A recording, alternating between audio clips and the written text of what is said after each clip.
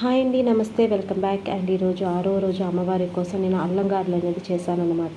So ఇక్కడ నాకు చిన్న ప్రాబ్లం కూడా అయ్యింది, అది ఏంటో మీతో షేర్ చేసుకుంటాను. సో దానికి ముందుగా ఓవర్ నైట్ నానబెట్టుకున్న మినప్పప్పుని ఇలా రుబ్బుకున్న తర్వాత అందులో ఒక 1 టేబుల్ స్పూన్ ఉప్పు, ఒక 1/2 టేబుల్ స్పూన్ వంట సోడా వేసుకున్నాక ఒక మిక్సీ జార్లో 3 పచ్చిమిర్చి, ఒక 2 ఇంచుల అల్లం, ఒక 1/2 టేబుల్ స్పూన్ జీలకర్ర వేసుకొని పేస్ట్లా చేసుకోవాలి. ఇప్పుడు ఆ పేస్ట్ని ఇందాక కలిపెట్టుకున్న పిండిలో వేసుకొని బాగా కలుపుకోవాలి. మన గారెల పిండి అనేది రెడీ అయిపోయింది. ఇప్పుడు గారెలు వేసుకోవడానికి కడాయి పెట్టి ఆయిల్ వేడి చేసుకుంటున్నానండి. వచ్చిన ప్రాబ్లం వల్ల మా బాబు నాకు హెల్ప్ చేస్తానని చెప్పి పిండిలో కొంచెం వాటర్ అయితే కలిపేశాడు. సో ఆ వాటర్ని రిడ్యూస్ చేసుకోవడానికి నేను ఒక 1/2 కప్పు బొంబాయి రవ్వ అయితే కలుపుకున్నాను. ఉప్మా ఉంటుంది కదండి, అది వేసుకున్నాను. సో మనకి గారెలు అనేది క్రిస్పీగా వస్తాయి, నో ప్రాబ్లం. కాకపోతే మామూలు గారెల మీద కొంచెం ఎక్కువసేపు వేగాల్సి వస్తుంది. కొంచెం వంట సోడా కూడా యాడ్ చేసుకోవాలి. ఆ షార్ట్ అయితే స్కిప్ అయిపోయిందండి. అండ్ చాలామంది మినపప్పు వాష్ చేయాలి అనగానే కొంచెం కూడా పొట్టు లేకుండా వైట్గా అవ్వాలని చెప్పేసి క్లీన్ చేసేస్తూ ఉంటారు.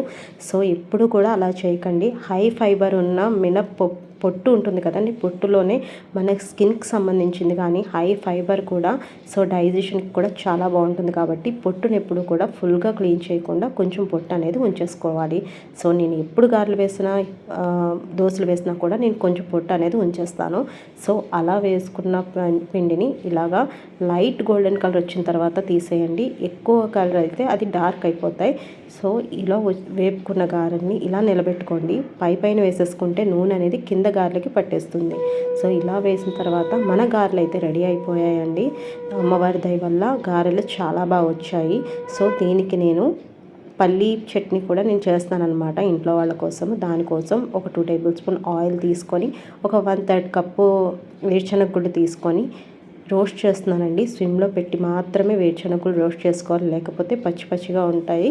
సో అది కొంచెం లైట్ వేగిన తర్వాత ఒక 1/2 కప్పు ఇందాక తీసుకుంది దానికి 1/2 పచ్చెనగపప్పు కూడా తీసుకొని లైట్ గోల్డెన్ కలర్ వచ్చేంత వరకు వేగిన తర్వాత ఒక 4 ఎండుమిర్చి కూడా వేసుకోవాలి.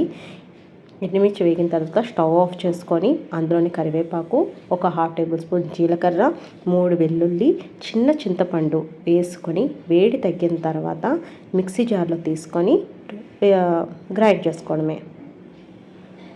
అందులో కొంచెం ఉప్పు కూడా యాడ్ చేసుకున్నాను.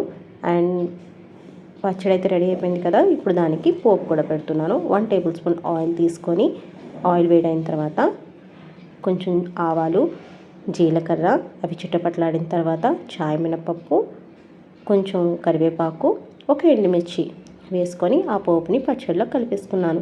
ఈ ప్రాసెస్ మీకు కనుక యూస్ఫుల్ అయ్యి ఉంటే please like, share and subscribe. Thank you for watching.